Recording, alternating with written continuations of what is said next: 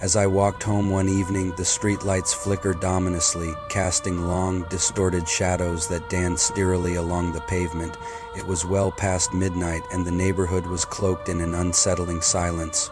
I quickened my pace, eager to reach the safety of my apartment. Suddenly, a rustling noise echoed from the nearby bushes.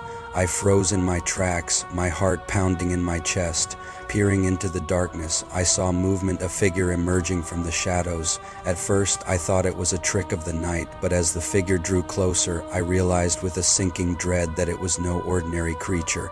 It stood tall and emaciated, with pallid skin stretched tightly over its skeletal frame. Its eyes glowed a sickly yellow, reflecting the dim light like a predator on the hunt. I stumbled backward, my mind racing with fear. What was this grotesque being, and why was it haunting the streets at this late hour? The creature moved with an unnatural grace, its movements jagged and erratic. It emitted a low, guttural growl that sent chills down my spine. I turned to run, but the creature was faster. It closed the distance with alarming speed. I felt a cold, gnarled hand clamp down on my shoulder, sending a jolt of icy terror through me. I struggled to break free, but the creature's grip was like iron. Its breath was foul and putrid, suffocating me with its stench. With a surge of adrenaline, I managed to wrench myself free and sprinted down the street, the creature's unearthly howls echoing behind me.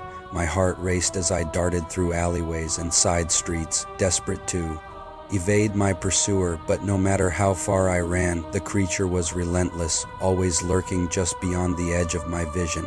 It seemed to feed on my fear, drawing strength from my terror-stricken attempts to escape. Finally, I reached my apartment building and fumbled for my keys, my hands shaking uncontrollably. I glanced behind me one last time, half expecting to see the creature looming in the shadows. As I slammed the door shut behind me and leaned against it, gasping for breath, I realized that I had narrowly escaped a brush with the supernatural.